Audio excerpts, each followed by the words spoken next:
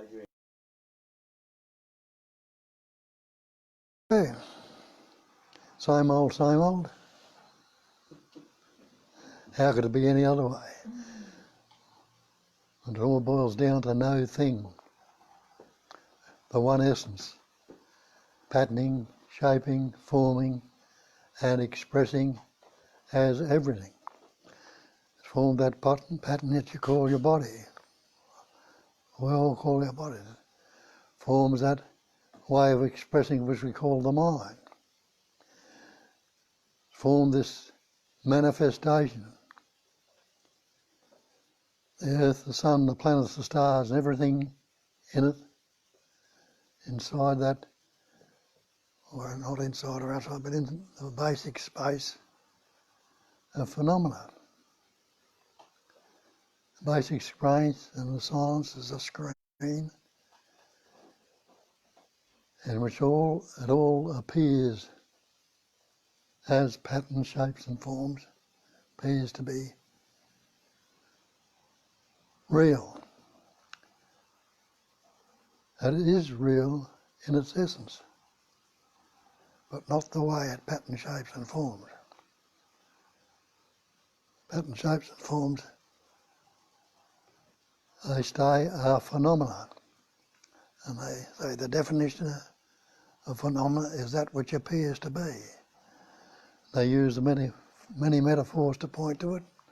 The blue sea, where the sea and the sky met the horizon, that the earth appears to be flat. The water in the mirage, the snake in the rope. All these different things are pointed out that when you investigate them, you see they're not how they appear to be. So you and I, we use those terms, all based on words, and there's no word that is the thing. And every word we've ever spoken or ever like to speak has been learnt, picked up along the way. Nobody in this room was born, or anywhere else was born, with any words. And the words didn't come upon you till the capacity of reasoning developed, around about the age of 2 or 3 or somewhere around that age, earlier or later, it doesn't matter the exact time, because when you look into time you'll see that's a mental concept also.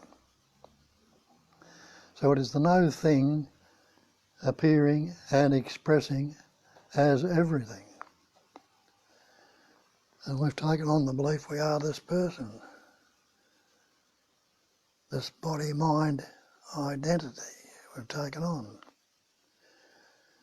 And all that needs to happen is to question it and see for yourself,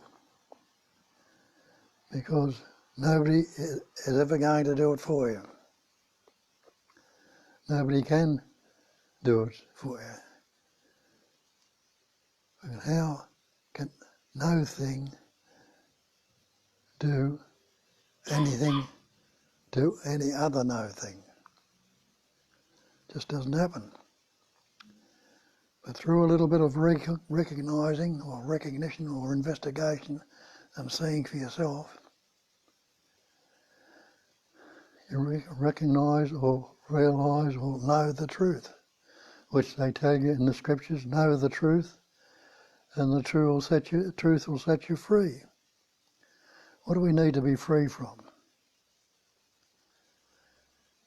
Well, the only thing that we need to be free from is this belief that we are this person, this separate entity, this individual. It's just a little bit of investigation, a little bit of questioning, and it will fall apart. What's this persona? Where does that come from?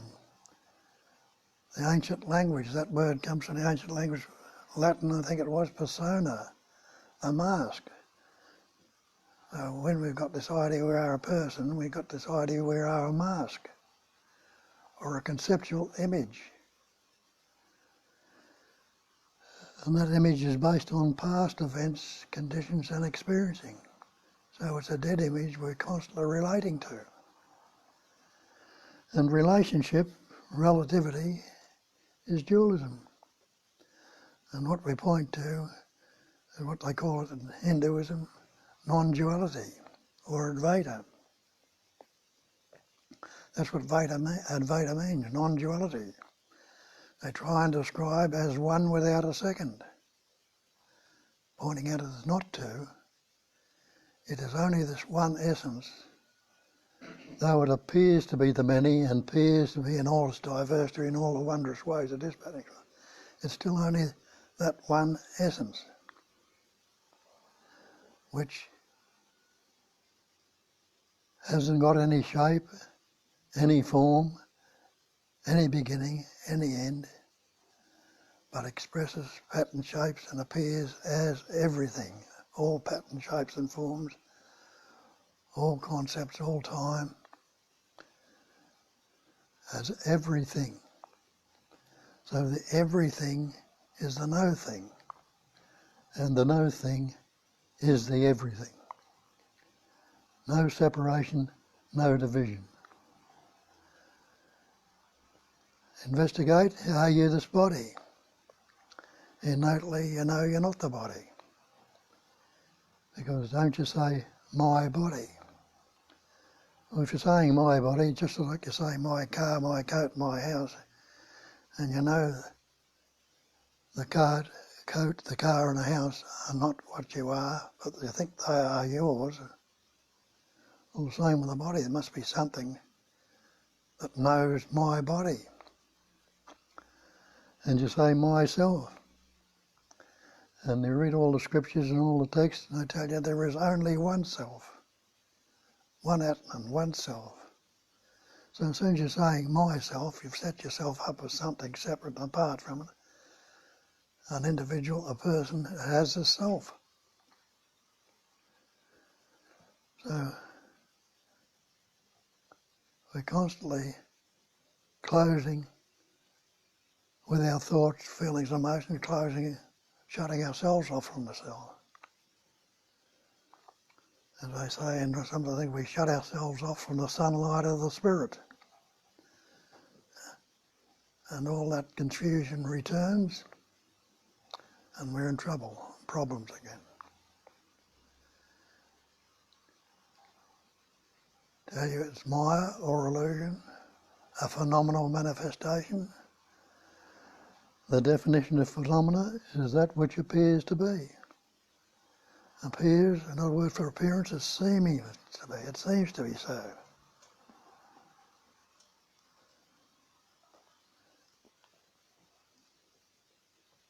But the way it appears is not how it actually is. Because all it is a somewhat of a movement. I say somewhat of a movement, a spander, a throb, or a pulsation. It's not a full movement, because a full movement would have a beginning and an end. When does now begin? You've got to look at it and say, well, I'll start now and grab it right now, but even as you're saying that, it's ending. And even as you're saying it's ending, it's beginning again. So there's nothing static about it, and there's no full movement to it, just a throb, pulsation. And that's all this manifestational world as we know it is, a vibration of that energy. And I use the term intelligence energy. I don't use the term God here because you can get confused with that term. We come from different traditions, different backgrounds, belong to different religions. Some of you might be atheists, some of you are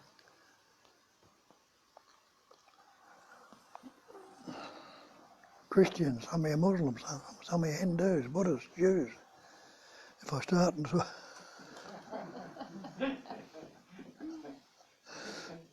if I start talking about God, you'll immediately relate it to what your traditional belief is, and so miss out on what we're pointing to.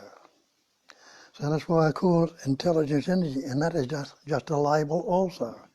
That's not it, but it's a label that it fits somewhere near what we're trying to describe, and whatever we're describing, the description can never be the described. Just the same as the map cannot be the territory. So it's only pointers we're using, pointing to have a look towards where we're pointing to and see for yourself. If we're asking you to look at this body and this mind, are you the body, are you the mind? When you say my body, my mind, innately you know you're not. Well, investigate and see if you are this body. What's this body made up of? You say this body's made up of elements: air, earth, fire, water, space. Just the same as the elements that are around you right now. The air and the space are there. The earth we're sitting on, the fire, the sunlight, the sunfire, all those elements are there. Well, if you think you are this body, try and separate yourself from those elements if you can. If you think you're a separate entity, an individual, a person, this label we've taken on board, see if it's so. Separate yourself from those elements. Take the air out of your body. It wouldn't last too long if you weren't breathing. And you don't have to be a rose scholar to work that out, to see that. Take the water. Your body's 80% water. How long would you last if you soon die of thirst if you didn't drink water? The body temperature, the fire, you soon get hypothermia and die. Get off the earth, separate yourself from the earth. Though we seemingly be separate, we're moving around and expressing on the earth, you're not separate from it. You need all the elements and things that are seemingly produced in that earth. Get out of space if you can. The earth's floating around in space. It's not separate from space. And separate yourself from the space. Divide the two if you can. So you recognise you're not separate from these elements. And we've taken on the belief that we are separate. And in that belief, we believe, we're a separate entities, we're individuals, we're a person, we're isolated, we're alone. And yet, here we are using, or those elements are fusing us, or using us, or patterning, shaping and forming us. And what the earth is producing, the food, and all the rest of it. Without it, we couldn't exist. And if we look at that word existence, anyone who's not existence right now, and look in the scriptures again and see that's how it's expressed in Hinduism, as the five factors: Sat, Chitta, Ananda, Nama, Rupa. Sat is existence, Chitta is consciousness, Ananda is loving to be. I say it's the bliss of being, but if we use that term, people think that's something amazing and a wonderful, great explosion or something. But just the natural joy or wonderment of being.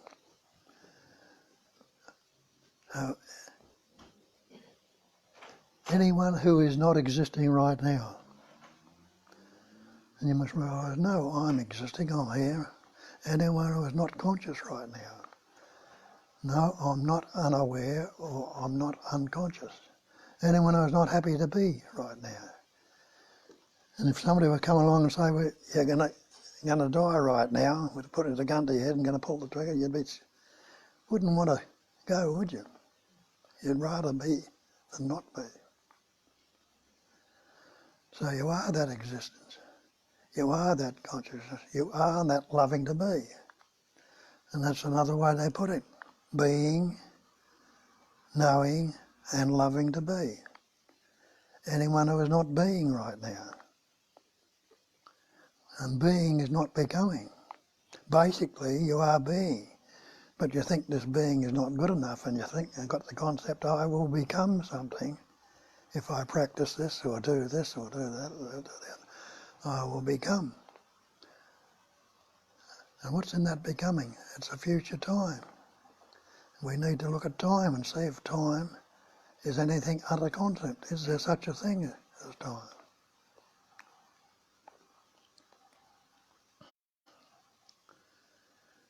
So in that beingness again, try and negate the beingness. You can't say, I am not.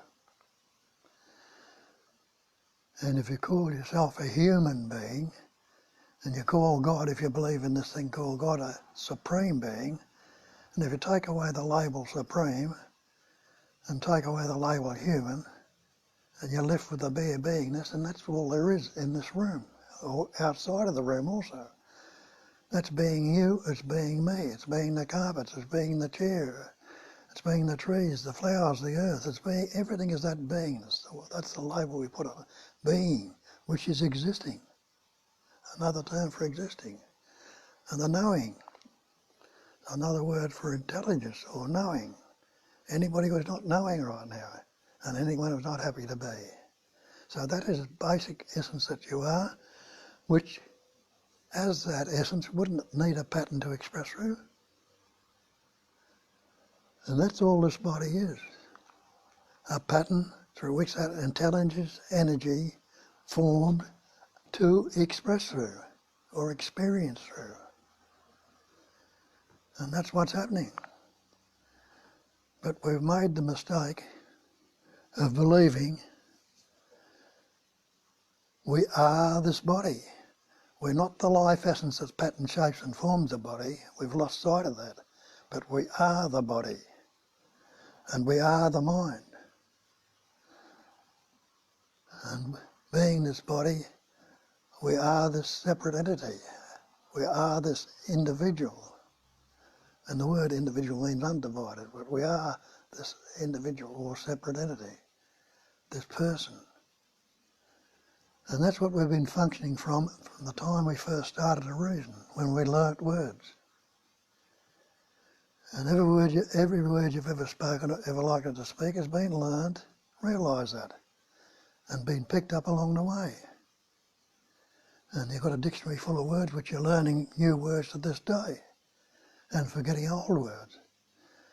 But you realise those words, if you didn't hear about them and didn't learn them, you would never know them. So they've been picked up along the way. And when you investigate the word, realise that the word is not the thing. Take the word water. Can you drink it? Can you drink that word? Can you separate yourself from that word? You can't. Does the word fire burn your mouth? You know, fire is heat, it's hot, it's burning. It's fire, fire, fire, fire. That's not burning my mouth, it's burning yours. So the word I, or me, that's the same thing. Is that what you are? I had a word. Because that's what we've done. We've formed a conceptual image about ourselves when we learnt words. And that pattern was formed before we had any words, in that body. Where did you begin? So you began at birth, but you can't remember your birth. Go back and have a look at it. You began with that life essence that was in your father, enabled in the fat and through the food he ate and the air he's breathing, a little microscopic particle called a sperm to form in that pattern. Now that sperm was suffused with innate intelligence, the intelligence energy that you are to this day. And the same in the mother, that animating license to form that pattern you call your mother, enabled in that pattern another microscopic particle called an ovum or an egg to form, which you can't see with your naked eye. But that egg or ovum attached itself to the wall of the uterus. It wasn't floating around accidentally, or it would soon shift out of your body if it was, but attached itself to the wall of the uterus.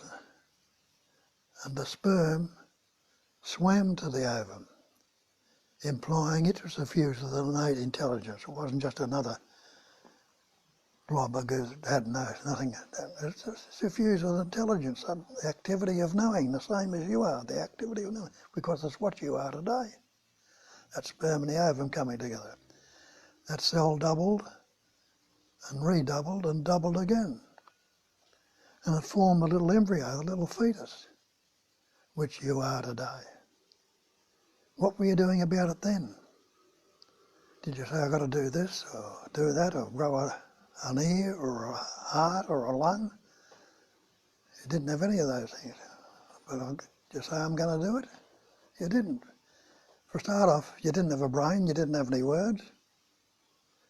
You couldn't do it. But the innate intelligence energy and coming together, it knew what to do. It knew what was necessary to do, doubling that cell and forming the little embryo made up of the genes and the things that were in those two patterns, your father and your mother. And the air is breathing and the food is being eaten. And it's what living you and breathing you today. And that is what you are, that life.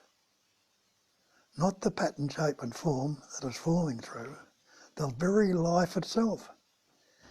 Because that pattern, shape and form, if that life wasn't expressing through it, couldn't do anything at all, wouldn't exist.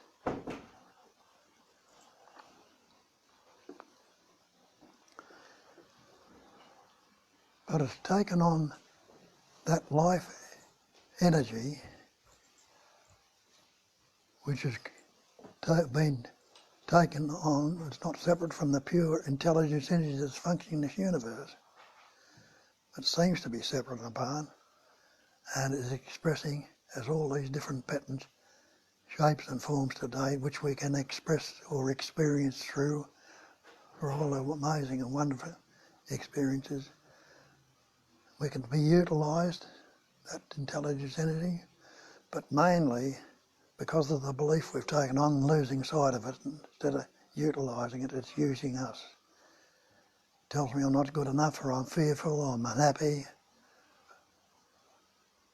or all these different concepts we've learned. And enables that sense of separation to be seemingly more solid and substantial. And as I say in the scriptures, the more you talk and think about it, the further away you wander from the truth. It's the thinking, talking and thinking that makes it stronger and keeps it there. It is, stop talking and thinking, and there's nothing you'll not be able to know. And I'm not polluting it or corrupting it with the thoughts and the ideas and the images. See what comes up of itself, innately expresses in patterns of itself, and it'll reveal that truth which you already are and always have been, and will settle back into the natural state.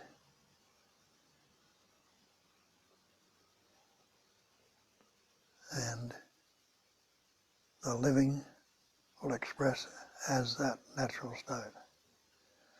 And that's what they call so-called enlightenment or self-realisation. There's not any being or any pattern, shape and form that's going to become enlightened. It's just a matter of recognising, or as I call it, recognising, because it's always been cognised. Basically, you know right now that you are existing. You know that you are conscious. You know that you are happy to be. No matter, but it's obscured by the thought, I and me, I am recognising. I know, or I am hearing. When we form that personal self, which there's no such thing, there's only one self, which they call the Atman or the soul, which expresses in all the different ways, but we take it to be the personal and lost sight of our true nature. And in losing sight of our true nature, we're bound up in this believed isolated or separate entity, which is fearful because it realises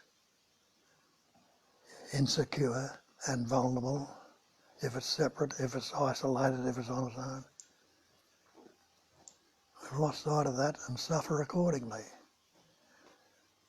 And it's the recognising your true nature and discarding all these false or erroneous beliefs we've taken on, discarding them, let them go, and being in the natural state, as in nature. Have a look out there in nature and see what's happening in nature. The earth's rolling around the sun. You see that recognise that every morning because we've understood it, investigated and sees it's not just something static. It's naturally rolling around. There's no old guy out there on a cloud turning the handle and spinning it around and thinking it'll go here and there and go through space. It's doing itself naturally of its own natural functioning. The sun is shining.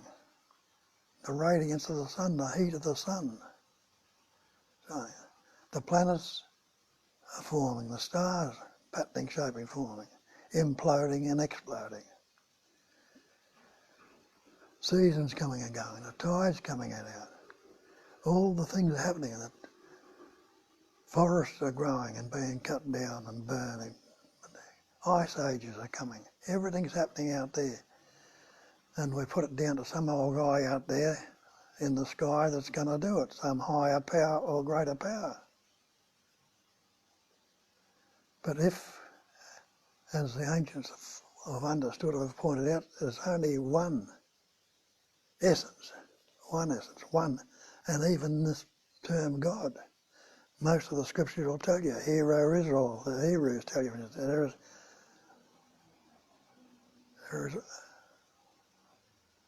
There's only one God. There's only one God. No other. Buddhists, there is no other. Muslims will tell you, there is no God but God. Allah is his name. Some of us call it a higher power, or a greater power, or mind power, or thought power, but angel will tell you again, it's omnipotence, one power, a total power. A total power. The total means it's diffusing every particle and every essence of this manifestation. All that appears and doesn't appear. It's total, absolute. If it's absolute, you must be the absolute.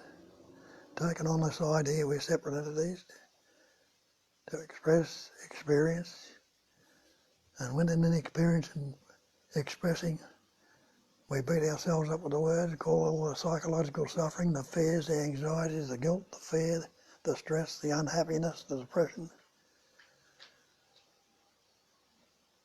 Is there any necessity of going through that?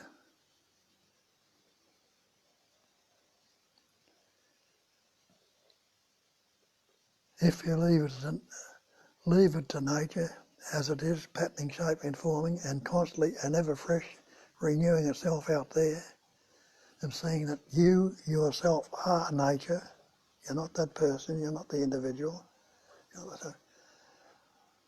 and relaxing back into that, recognising it and relaxing it and seeing what it does, and realise it's grown you from that sperm and the ova, it's grown you into the little fetus, into the little baby, into the little child, into the young boy or girl, whatever you are, into the old guy or whatever you like to be when it comes.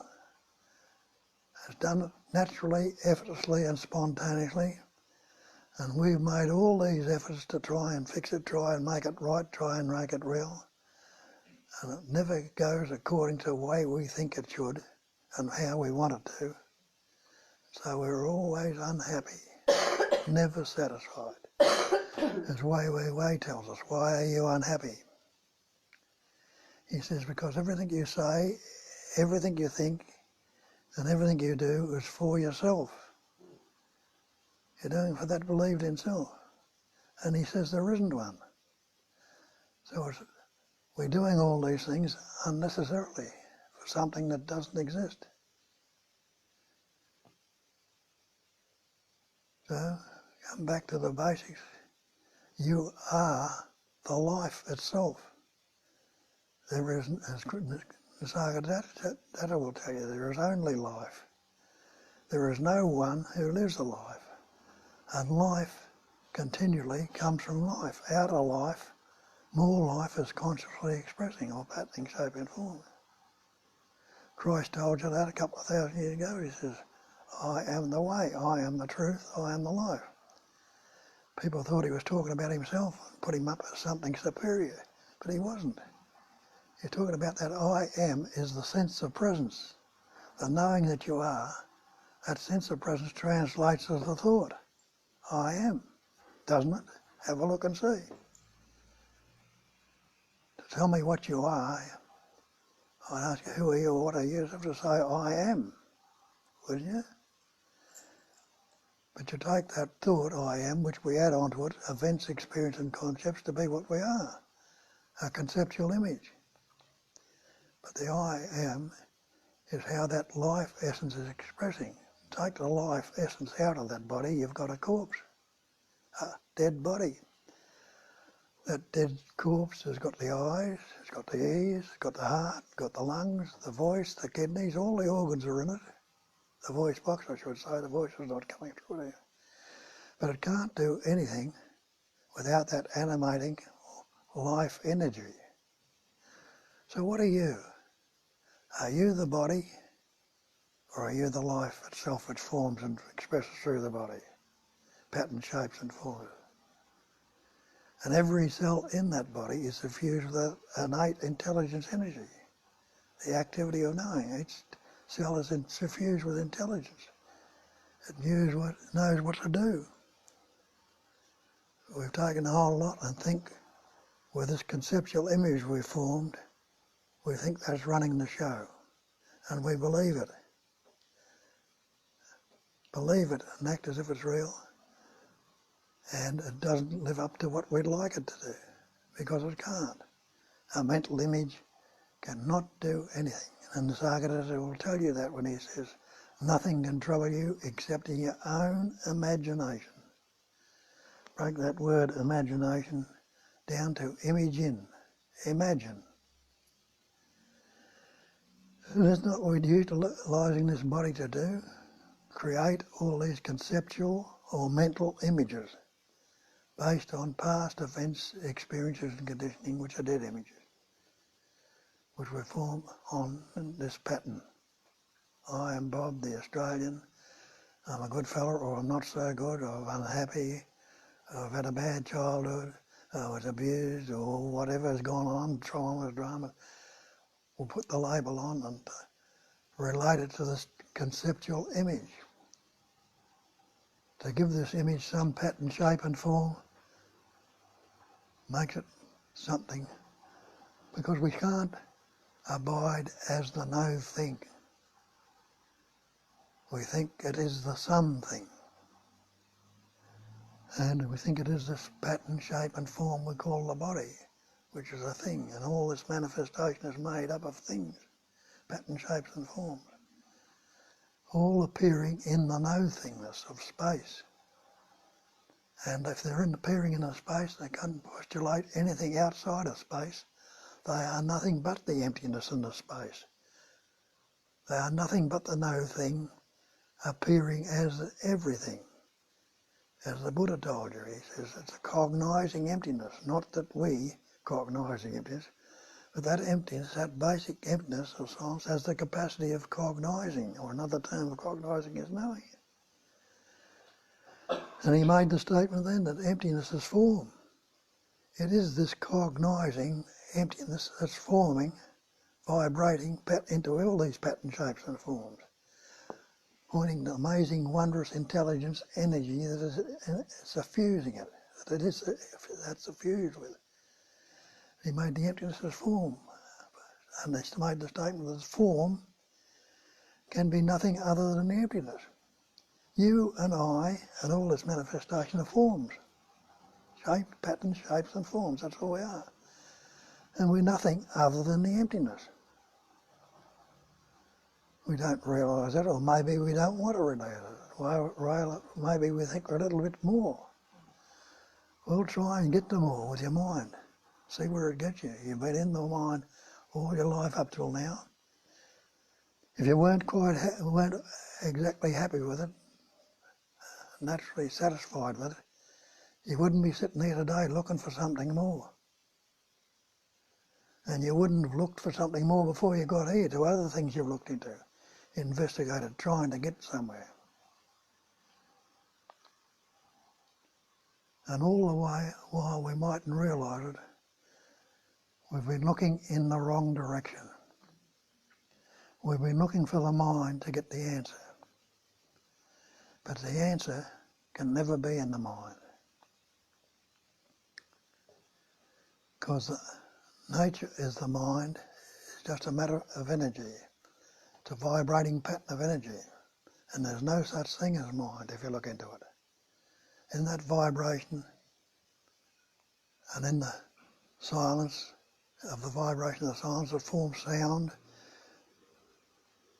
And the vibration comes, the body, it vibrates. The body is suffused with it. Silence and sound forms words, and we learnt words and discriminate ourselves as being something separate and apart.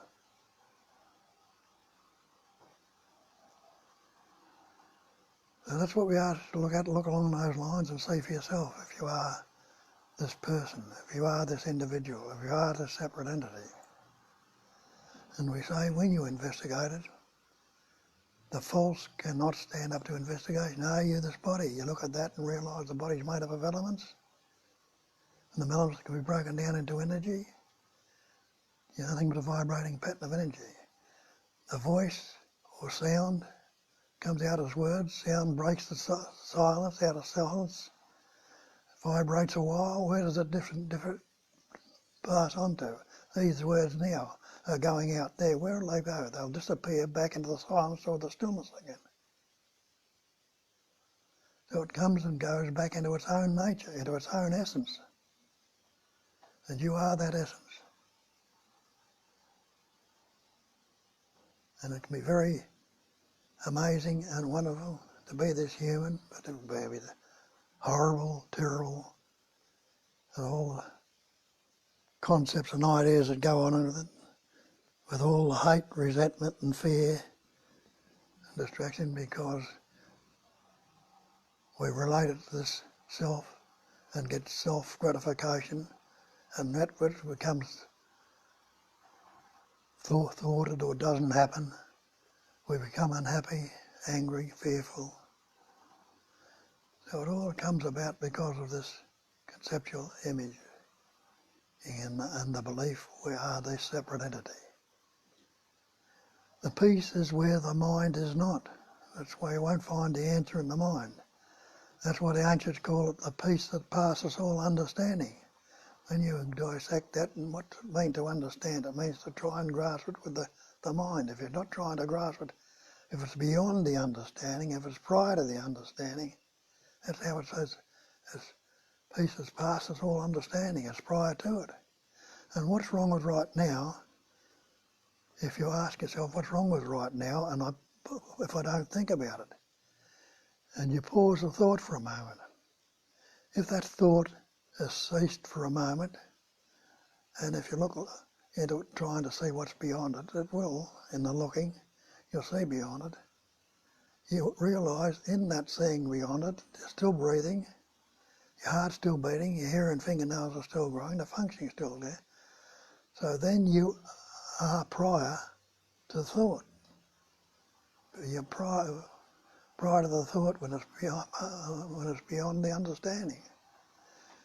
You are prior to the thought in that moment, and thought comes upon it. Because the first 2 years of your life you had no words or sound. You couldn't separate it. You were seeing, you're hearing, tasting, touching, smelling, breathing, heart beating, all going on. But you hadn't learnt any words to discriminate it. You couldn't say, I'm doing this or I'm doing that. The doing was happening spontaneously and naturally. Just the same as it is now. You're seeing right now, you're hearing right now, you're tasting right now, touching right now, smelling right now, feeling. It's all going on. Breathing, heart beating, hair growing, all going on. But we put labels on it, words on it, and lose sight of the true nature. So that's what we point to. Ask yourself, are you this body, mind? Are you this separate entity? You say, myself. Are you? What is my? Is it me or my? What is the me or the my that you're talking about?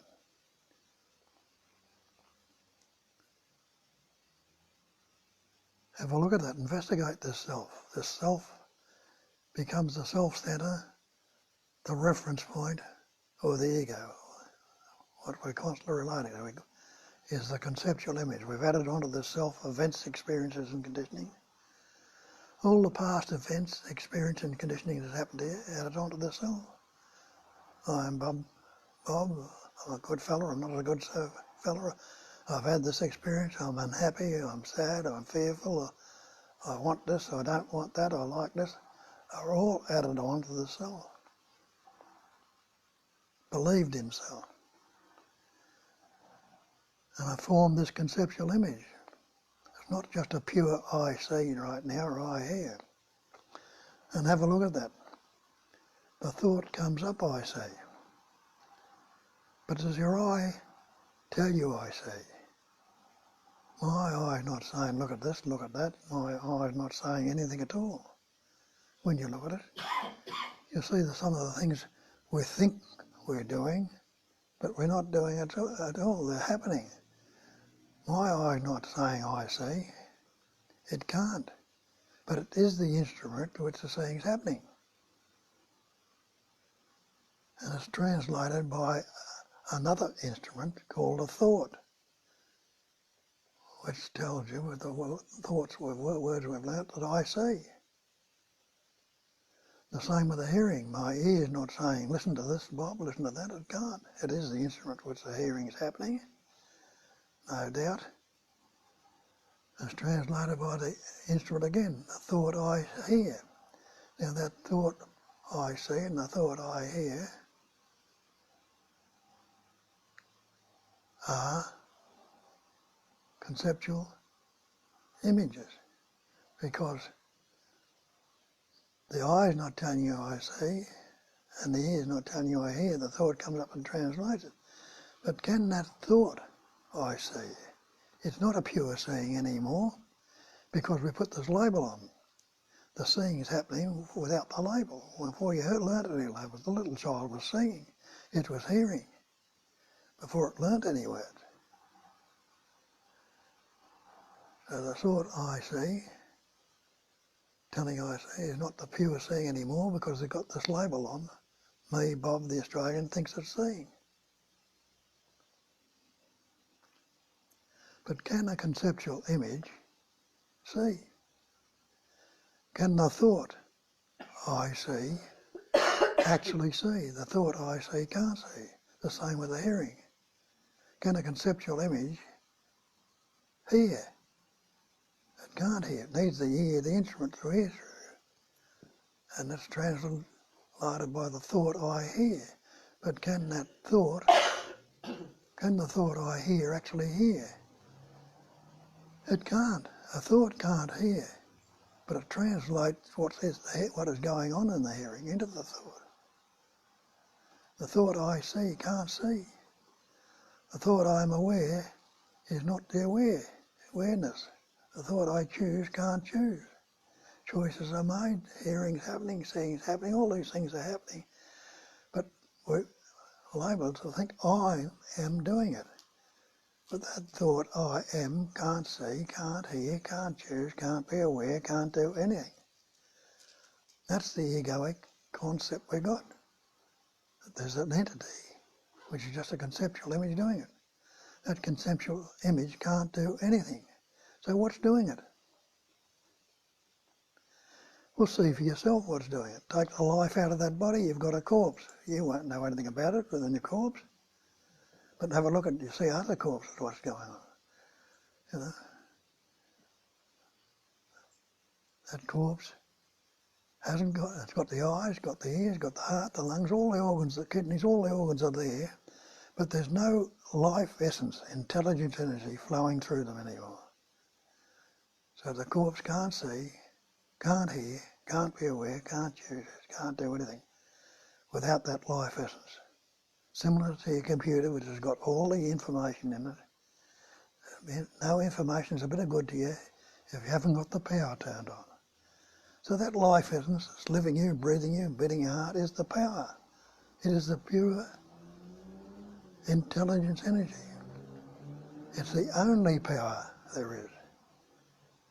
Every other so-called power in the manifestation couldn't take place outside of that omnipotence, the total power, the thing that's appearing in it. So what are you? This body-mind entity you're taking on and bound yourself into the little conceptual image, oh, after all, I'm only human, I'm only this body, I'm only this one. Or are you the totality? Are you the absolute? Take your place as that absolute. Expand yourself and see. And see what happens when you widen those horizons of conceptualization. Take away those erroneous beliefs that are keeping you in bondage, so many ways. See what's there. See how much subtle joy there can be there, like the sun. When the clouds thin out on the sun, there's much more clarity, much more radiance, more clarity in the sky when there's no sun obscuring it. No more thoughts obscuring that functioning intelligence in your head. What's more? What's liable to come up then? What's going to arise out of that and pure functioning again? All the amazing and wondrous things that have been inventions are things that have come through when there's clarity has been there, not when there's been the full confusion of conceptualisation. So see that you are that life essence. Start from the fact you are that and see what that brings to you, what clarity comes about, what recognition will come about when you're seeing through something and recognising its true nature. How does it work? We'll see how it's working. Something comes up and I like it. How do you know? Well, I've had this experience before and this one's good and I like it. We don't want the good things to go away. We want to be in the good things all the time, don't you? You don't want to be the unhappiness, the sadness or the fair things. But we don't realise that this manifestation is transient. It's not time-bound. It's constantly changing. It has no duration to it, whatever. It's constantly transient.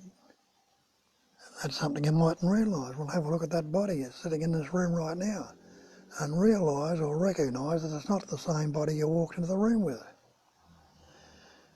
Because there are thousands of cells dying in it right now and being replaced. So there's an innate intelligence or something there suffusing it that's replacing those cells, that's enabling the others to die off when they've served their purpose or done what they kind of got something. And it's constantly renewing and refreshing it.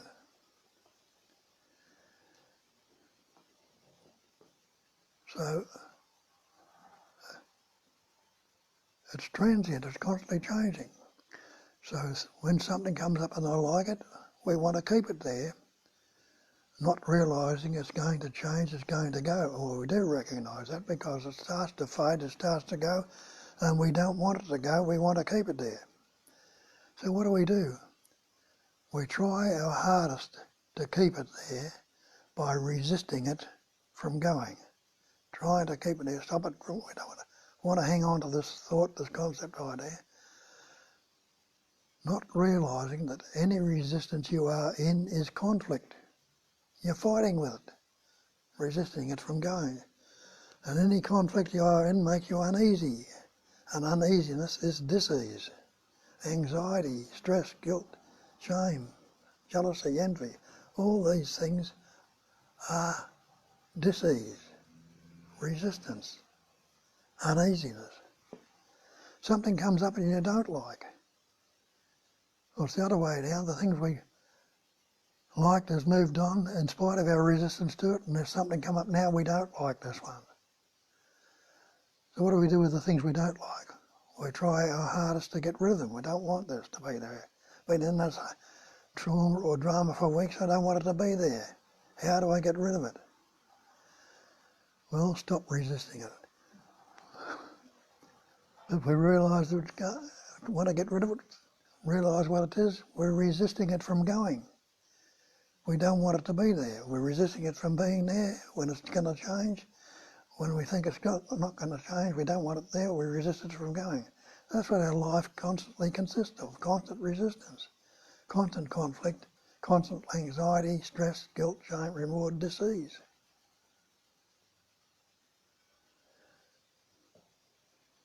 So that's all our psychological suffering. It's resistance.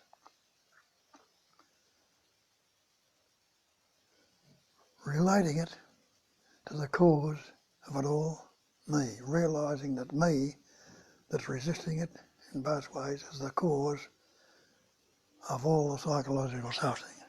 And the effects of that cause are, the resistance, the effects of that resistance are the effects. The anger, the fear, the jealousy, the envy, the guilt, the shame are the effects of that cause, me. And that's what so-called karma is, cause and effect. So you see that me, that believed in me, believing in this entity, is the cause of all my psychological suffering. No matter how long it's been around or what it's been, if you're not relating to it and leave it as it is, it's transient, it's bound to change. But in the very relating to it, we're keeping it there longer than it's likely to stay. And it doesn't have to be that way. Test it out and see for yourself. In the testing out here, that's what I found. It doesn't have to be the way it was. And it is not the way it was. And it continues to change. Continues not to be what it is right now. What is constantly changing. But the isness is ever fresh and ever new. So that's what we point out to and ask you to look at.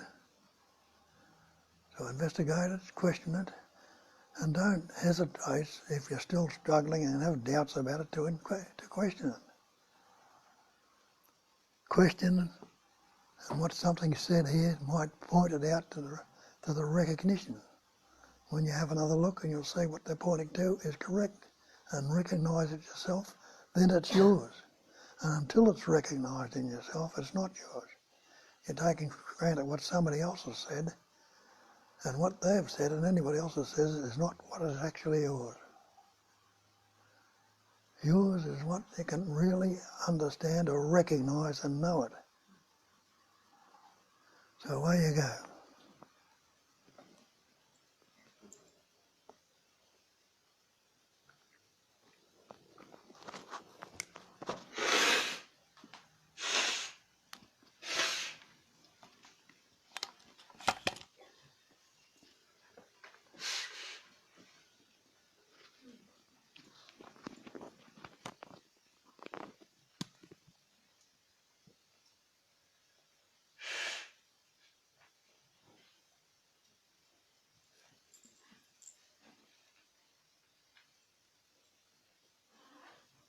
So what's yours? What have you recognized that is yours?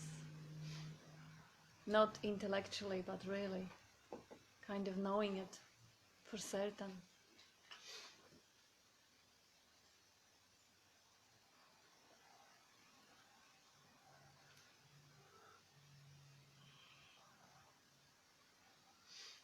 I've realised that there's no one home. Oh, there you go.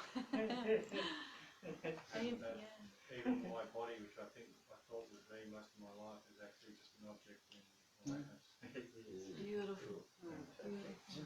Yeah, that's the final recognition. Nobody home, even the body is an object in awareness. Yeah.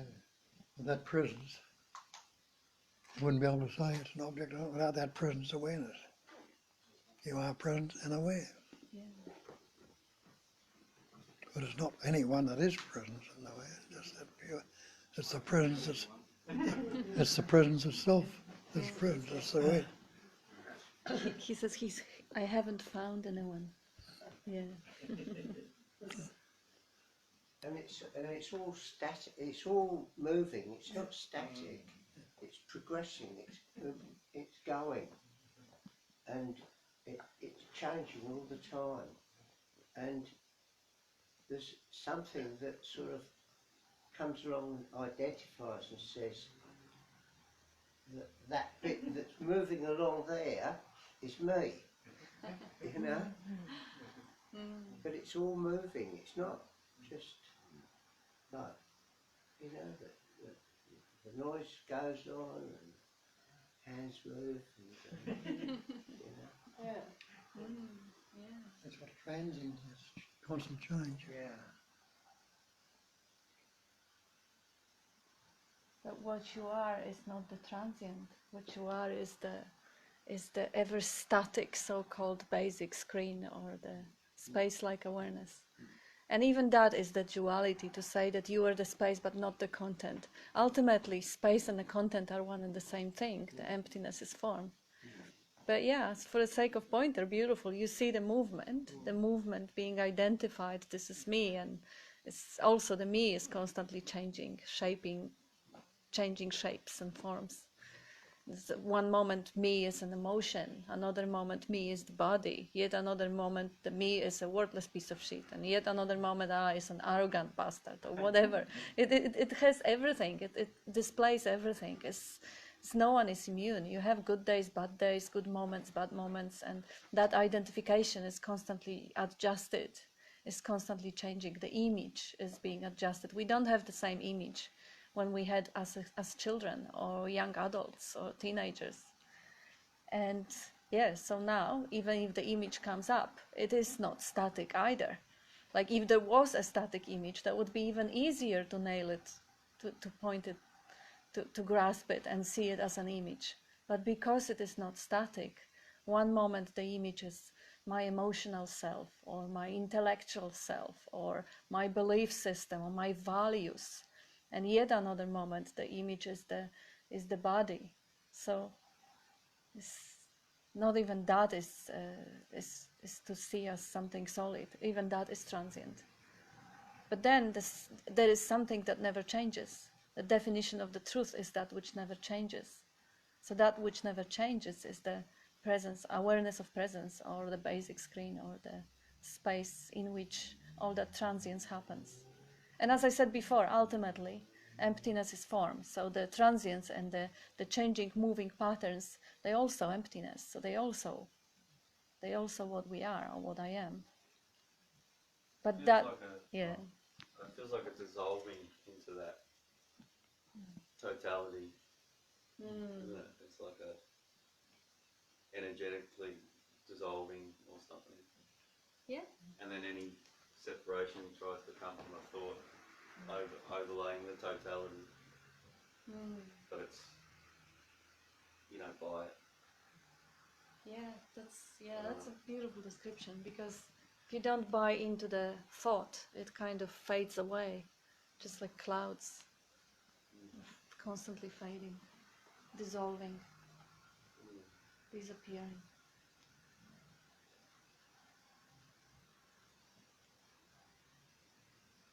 That which is moving,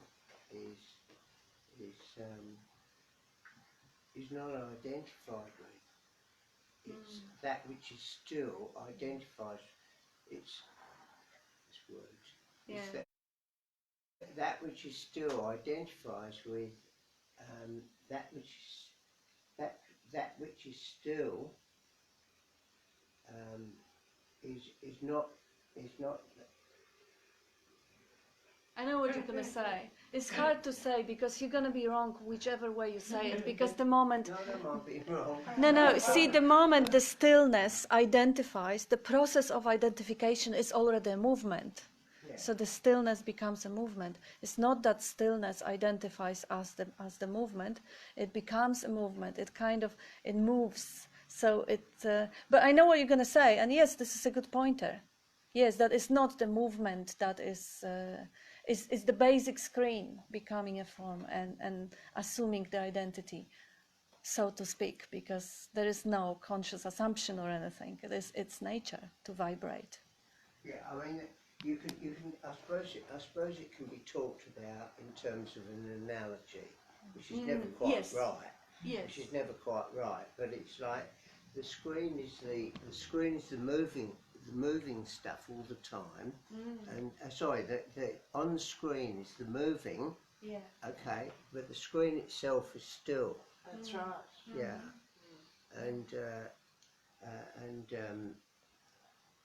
and it's the stillness identifying with something on the screen that's moving, which is nonsense, of course. Yes.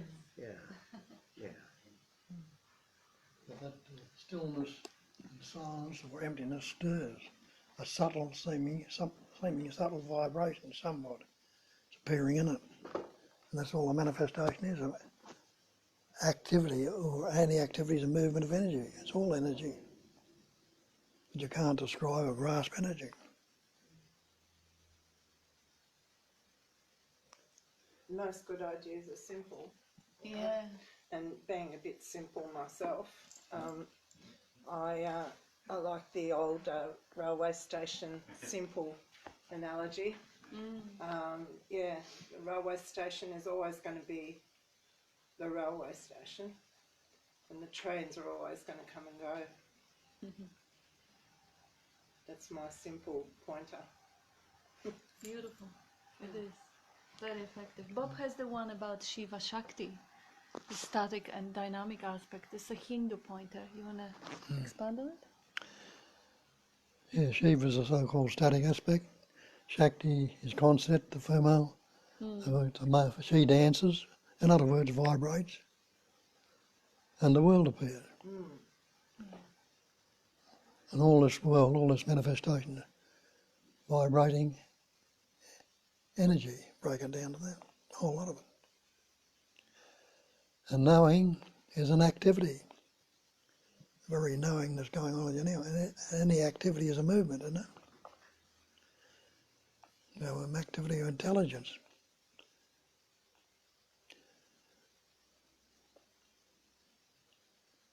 Forms out of itself all this manifestation. Out of itself. In shamanism, because Shiva Shakti is a Hindu description, in shamanism you have the Father Sky and Mother Earth. So it says the consciousness is kind of a male aspect, like in Shiva Shakti also. And the Mother Earth is a matter that gives the substance to everything. But in Yang, the Tao Chinese philosophy, you have the opposite. The black is female or passive, and white is male and active. And it serves as a great pointer, because then we don't get attached that the male is active and female passive, or the other way around, or this one is stillness and this one is movement. It's just a pointer. It's just pointing to the basic duality, that basic split, that there is something that kind of gives a start, the primordial cause that gives a start to whole manifestation. I love what Nisargadatta says, about noumenon and phenomenon. Yeah. Yeah, and in its unicity, it can't know itself. Yeah. And so that's, Vibration. As I say. and that's kind of what Cole was saying. In its unicity, it can't know itself. A noumenon, in its unicity, it can't know itself, so it vibrates into phenomenon. Yeah. There's nothing to know. Nothing to know. No. Nobody to know it. Nobody to know. And yet it vibrates, yet And yet it vibrates. expresses itself, it experiences itself as the other. And the whole show is here to be admired and loved and appreciated and lived fully, because it's not going to be here forever. Every moment passes very quickly. Yeah, I love what Bob says about the moment. The minute you say you're in the moment, it's the next moment. Yeah.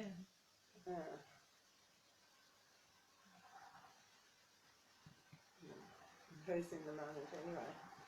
There is only the moment. Yeah, you are the moment. You are the moment, yeah.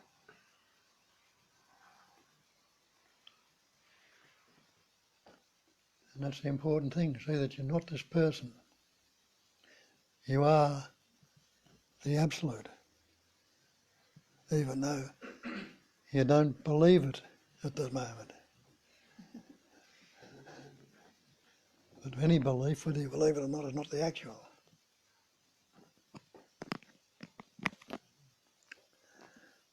The absolute pattern, shapes and forms. And they tell you when the form is nothing but the emptiness. The emptiness is form. Emptiness is no thing. And the form's nothing but the emptiness. The form's no thing also. Appearing as other. That's the definition of phenomena, that which appears to be. Appearance is only seemingly so.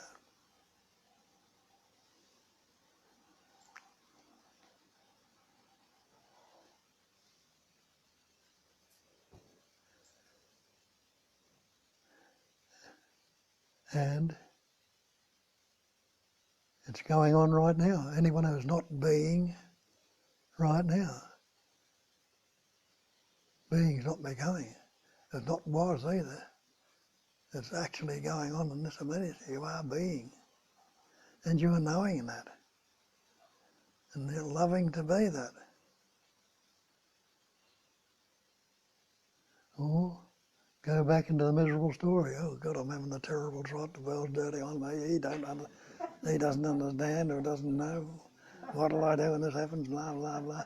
And I'll give him hell when I get there next time. Watch out.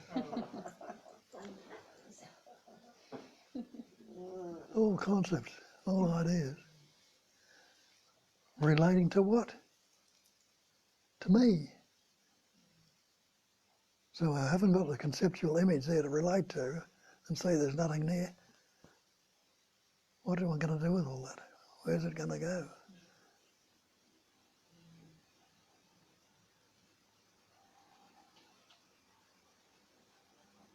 There's an instant silence and stillness there, even if it's only for a very split second initially. And yet, you'll take a breath in that time. Your heart will beat. Things are going in that. You're prior to all those concepts and ideas.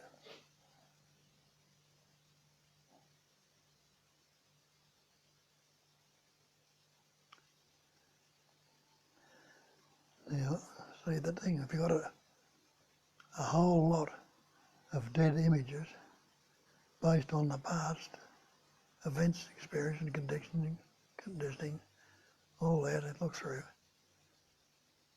it's pretty hard to be with what is right now, isn't it?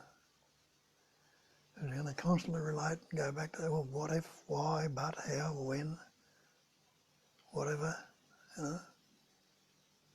A hell of a lot to go through. But if you cut the crap and say, well, I already am that, and for that instant just let it all go and be that as it is,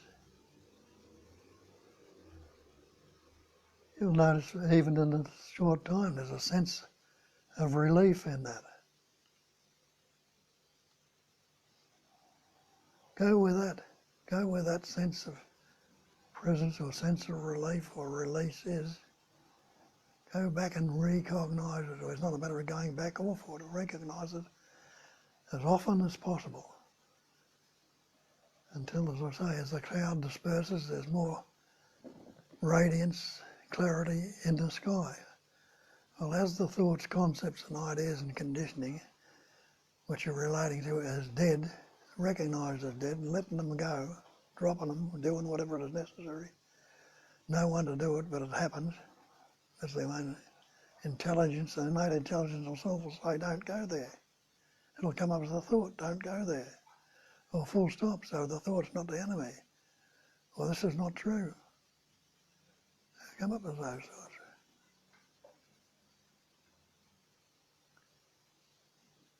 Go in the direction which it's pointing to. And you see you must arrive at where you're pointing to.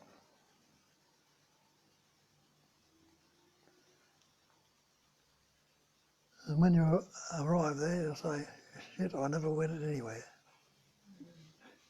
It was always so. It was always so, and it wasn't cognised. Come back to the place you never left. Yeah. Not that there's anyone to come back. Just clarifying. Yeah, well, you could say attention may come back to it. Yeah, good idea. You know, recognizing our true nature is, it's been said, it is unhappening of that which never happened. Unhappening. Of that which never happened. That's a cool way to say it. Yeah. And we see all these things all over. So what's the point of trying to grasp it when they tell you this all the time? You know?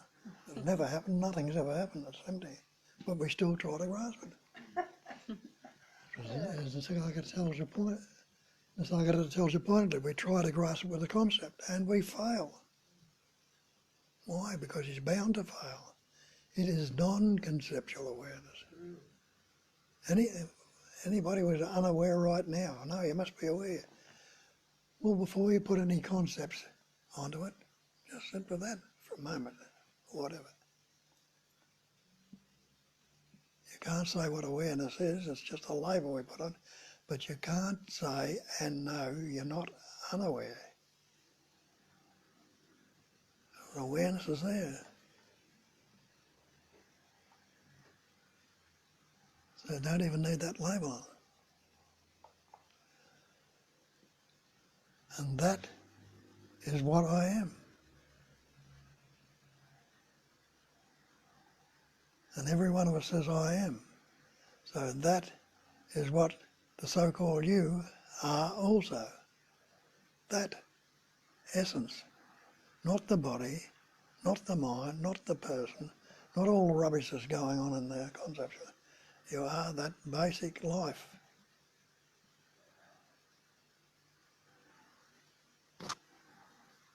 And life is ever fresh and ever free.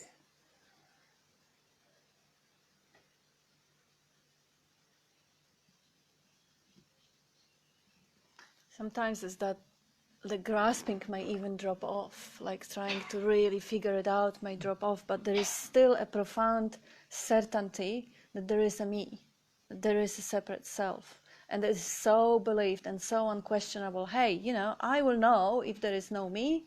Right now I feel there is a me. And I remember there was one guy who was coming to the group. He used to he's got beautiful clarity and beautiful way of pointing it. But he used to say, well, look, there is a body and there still feels there is a self, that there is a me in the body. But that feeling is not who I am. That feeling of a me is part of the illusion, is part of the sea appearing blue or the rope appearing to be snake. So there may be still a sense of contraction, a physical sensation. But the physical sensation is also a passing phenomena. It comes and goes. So if there is a feeling, because I know people who say, okay, I'm not seeking anymore. I'm not seeking, I'm not trying to grasp. I know it all. I don't really need to listen to Bob anymore because I heard it 100 times. I do comprehend it all. I know it. But there is still a me. When is that me going to go?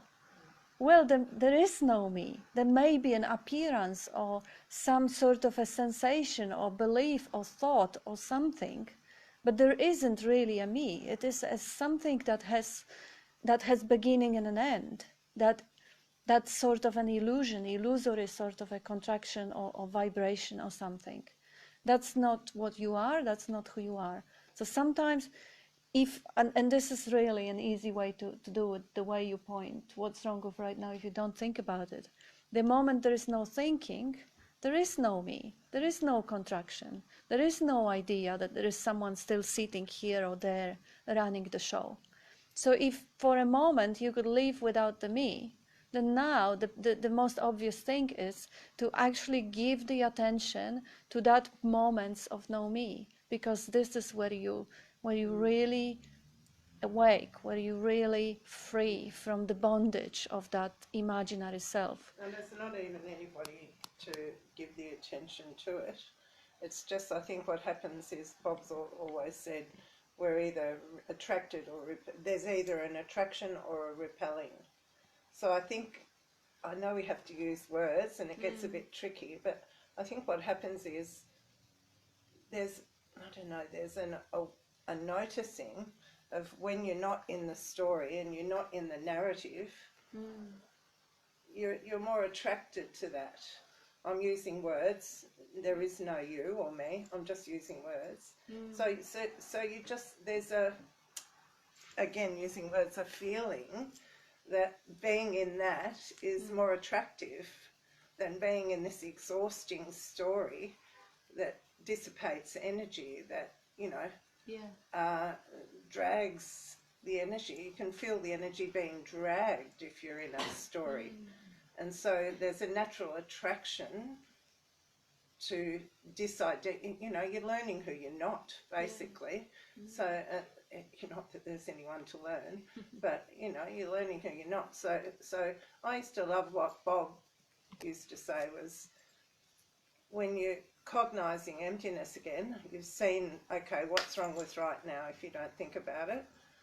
And then you just, it's just and you give it a nudge and a wink and you're warm towards it and you love it, and you can actually tangibly feel a release or a no resistance or a letting go, if you have to use words, which you do to relate. So it's just, you're more attracted to that than the crap, the narrative which dissipates the energy, Yeah, that comes a point when you're more attracted, but very often initially you're still attracted to working it out in the mind. Oh, yeah. And at this point, the pointer of, wait, stop for a moment and just stay in that gap in which for the mind there is nothing going on. For the mind, that points are actually boring, they are unattractive. But once that nothingness kind of, it sinks a little bit deeper, it sinks to the core of the essence, that is when it becomes really, really sweet. That sense of presence, that awareness becomes sweet. But initially, it kind of feels, if the mind is the only tool that is being used, it kind of feels, yuck, empty, boring. So that is when the pointer, look, just stay with that nothing. Just give attention to that place in which you are free from the story, drama, identification, the moments of awakening from that story and drama and identification. Over time, that may become a little bit more attractive, or that may kind of sink deeper, or it may open up to not be only grasped with the mind, because for the mind it will always be only nothing. Boring, blunt, nothing. So it is when the mind goes aside, when it is actually out of the picture, when the aliveness, the love, the joy, the bliss comes. So this is the analogy of watering flowers instead of watering weeds. If you want to have a beautiful gardens, the flowers are moments of awakening, and the weeds are moments, I'm in the story again, oh my God. And the self-centeredness, putting attention on it, even just to punish oneself, it's not going to do the job. It's actually doing the opposite. It's rehearsing the bad habits of the mind. So the more attention goes into that habitual self-center, and even for the sake of learning, punishing or stopping it, it is still watering the weeds. While the flowers, the moments when it drops off, the story drops off, and like Jane was saying, and you just, when you recognize whatever the narrative runs in your mind is a story, and when for a moment the recognition comes up, it's just a story, and a story drops off, and that's how it often starts. from that little recognitions that penetrates the thick clouds of the interpretation, meaning-making machine, the translating machinery that interprets everything that's happening. Because we're attracted to our natural state. You know, we love it. It's Sat Chit Ananda, being, knowing, loving. So we're attracted to that. I used to love what Bob used to say. It's like putting a match in a haystack. You know, once you know that you're not all that, you don't ever have to do anything ever again, because there's no one to do it. The match will burn away the haystack. This is probably just a bit of a story, but that's all right. I'm going to say it anyway. We love stories. But sometimes when you feel like I leave here and I go start interacting with people, it feels like it can be clunky and a bit like a vagueness, vagueness. It's not my normal intellect, it's this vagueness or something. I'm trying to describe it, but it feels a bit clunky interacting, and then after another day it distills a bit and I'm a bit more, I don't know, normal. I don't know. Maybe you're too relaxed. I don't know if that makes any sense. You mean after the meeting? Yeah, just like if I go to work and I was training people for the first day or so in the gym, it's very, the interactions are, I don't know, it's from a different place. Which is, I'm not saying that's bad, I'm just noticed that let what comes out come out naturally. You know, it might be trying to describe this, but it might resonate with something in them. They'll hear it in their particular words, and does the world a good. Okay. But yeah, the mind is a clunky thing. The mind is a clunky thing. You know, it can only work in the pairs of opposites, and I mean, it's also an incredibly amazing, you know, far-reaching thing, depending on your actual intellect. I mean, there's people in this room who are much smarter than me. But what I mean is, when you're noticing that the way the mind operates, pleasure, pain, happy, sad, you, me, you know, it is a clunky kind of thing, you know, when you first start noticing that, you know, because it is conceptual, it is operating, you know, in the pairs of... coming from a different place now, isn't it? It's not the intellect thinking, that's the intelligence. Well, it always has been. Yes, I think so. It feels like that transition or something. Yeah, it's a watching of the machinations of the mind, if you like, from the place you never left. Coming up spontaneously. Without you having to think about it. To you it might sound the greatest load of crap in the world, but other people will hear it. That's what I felt here at some time, you know, geez, I'm talking a lot of bullshit here, you know. But people hear it, amazing though. Not everyone, but those that are meant to hear it will. As they say, let those who have ears to hear, hear. Let those who have eyes to see, see. And sometimes even the energetic shift, like if you are kind of more slow and kind of less engaging, who knows, maybe in a broader scheme of things, that's exactly that level of peace is what transmits the right frequency to people. Like, this is what life is playing out. So just trust it. I work with traumatized teenagers. Wow.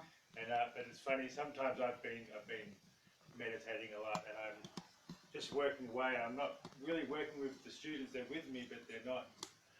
We're just together, we're in the same space, you know. And sometimes I say, gee, you're a great listener. And I've been like, I haven't been listening, you know.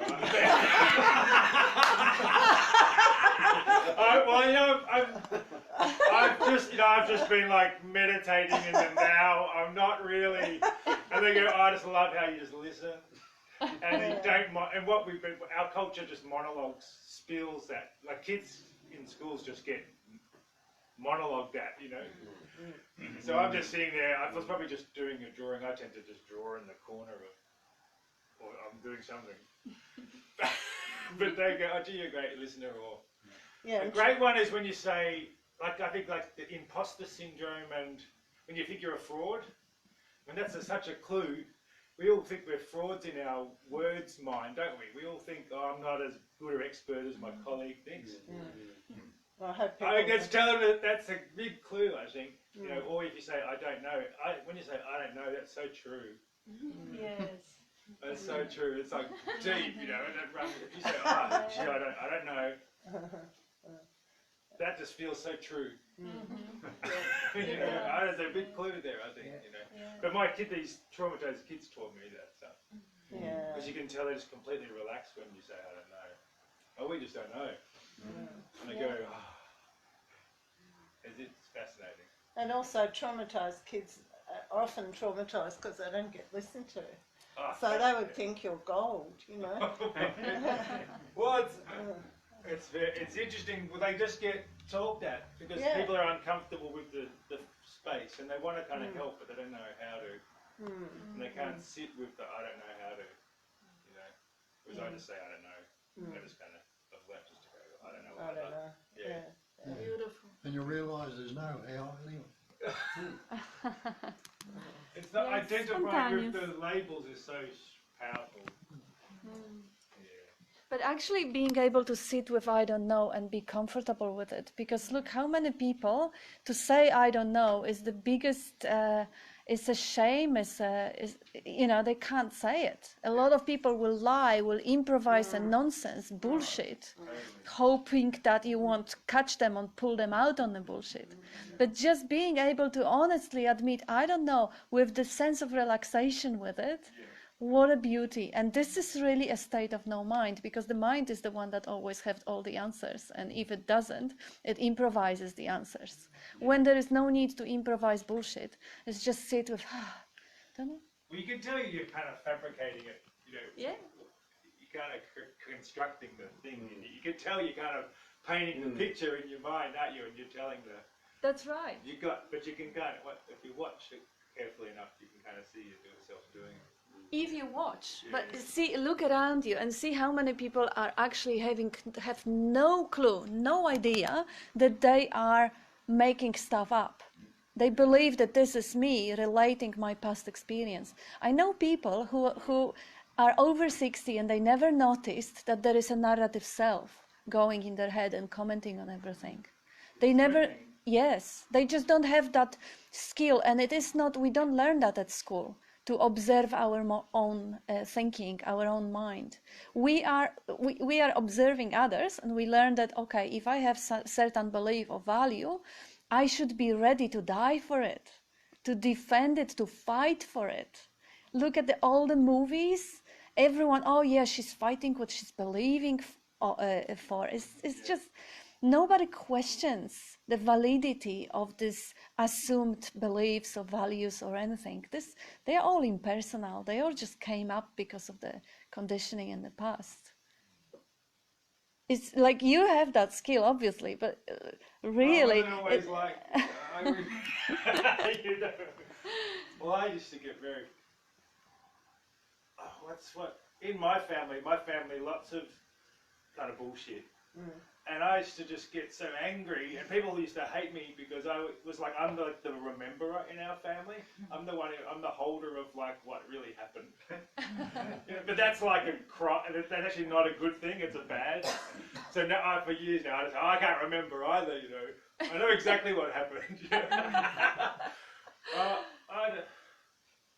that's hard. survival strategy. I think one of our problems is just the bound where the nothingness hits the boundaries. If we're everything, then all of a sudden it's like I can't kind of go and sit on top of him, or I can't if I'm just fluid. Yeah. Where are the boundaries? You know, and we're living in a bounded society. You know, There isn't any. Yeah. that's right. Yeah, they're fluid. Boundaries are fluid. I think that I am. I can't say the guy's name. I am that. Nisargadatta. Yeah. Because when I was Zen Buddhism, nothing, emptiness all the time. But you kind of completely going, but I so am a thing. Like, but the I am that Yes. from that kind of flips it beautifully, and all of a sudden you kind of go, oh, okay, Yes. I can sit with that idea in the context of that or something. Yeah. I don't know. It's not easy though, but it's just not easy. Like, I don't know. It's good. I don't know. It's- Like that it's good, imposter yeah. syndrome and the fraud. We all feel like in work, we think we're a fraud sometimes. Yeah, we don't want anyone to ever figure out who we really are. Yeah, but that's And not the only clue. that, we don't want to figure out who we really are either. Yeah, but that tells Because you. it's scary. And that's that I'm not good enough stuff around that. Yeah, But yeah. if you think about the fraud thing, what's the truth?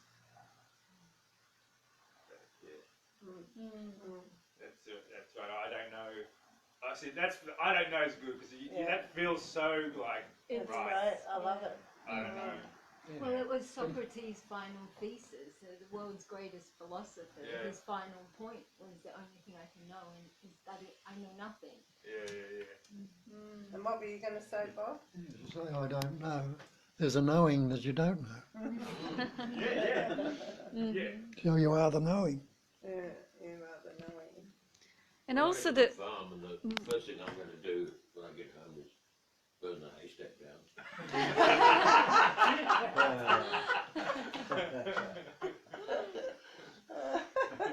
Might find I need it. Don't pick it up straight away, it'll be red hot. Wait a minute. Right, I'll make a note.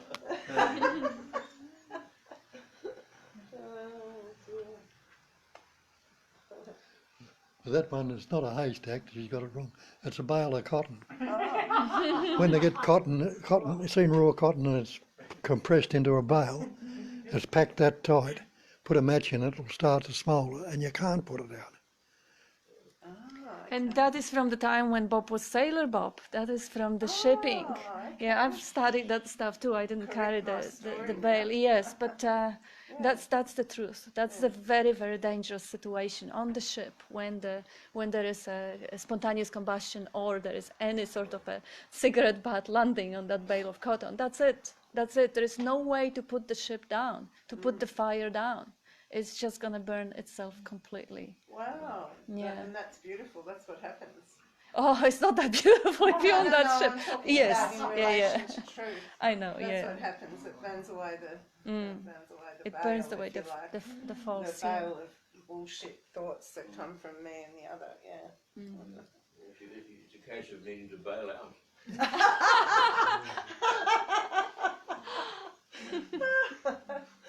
Oh dear. And I just say the last word on finding yourself. You know, you said you forget the things that family does just to protect yourself, survival strategy. I know quite a few different survival strategies for people having that anxiety of not being enough or not being good enough. Therefore, let's focus on building a business so we don't really ever have to stop and see what's going on here. Or let's focus on creating a great stories and dramas so that I will be missed out. I, as the mystery, will be missed out because I'll be so convoluted with the intense. Or let's go and play roles. You know, I'm a great mother, I'm a great wife, or whatever. It's just so many different strategies to avoid looking within. Because of this primordial fear. What am I going to find? What if there is nothing there? And there is nothing there, but that's the best news, that's the greatest news. But if, the way Bob is pointing, if we actually find, if we understand that basic truth, that the eye can never find the eye, the tongue cannot taste itself, the knife can't cut itself. So the I as awareness, I can never be aware of myself because I am myself. So I can't actually see myself as an object of awareness because I'm the subject.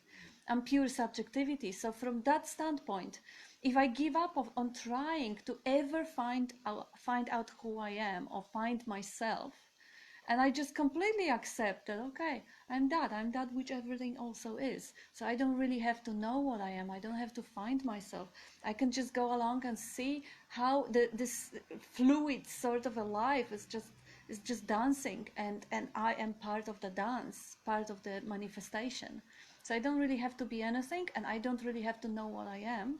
to find comfort in just flowing, going with the flow, like the drop of water with the river, just going, dissolving into the flow, and just being, just doing nothing really. That's the effortless living, in which we don't have to defend, like you have this bucket of water trying to defend itself on the bank of the river, and I am, this is my boundary, and what it does, it just stinks. It's not alive. Let it rest in its uncontrived singularity. Yeah. I used to say years ago, I haven't said it for a long time, put a piece of iron in the fire, what happens to it? Gets red like fire, gets hot like fire, pick it up, it'll burn you. But it's not the fire itself. You can't do any of those things without getting heated by the fire. Well, it's the same with us. Without that life essence, what can we do? We've taken on all the attributes of a life of living, but if it's not the... When the fire is out, we're dead. Not the radiance or the heat, Mm-hmm. or whatever it is, the life that's in living us, Yeah.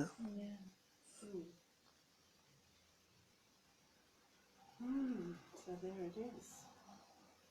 Yeah, anyway, time. Thank you, Bob. Thank you. Thank you, everyone.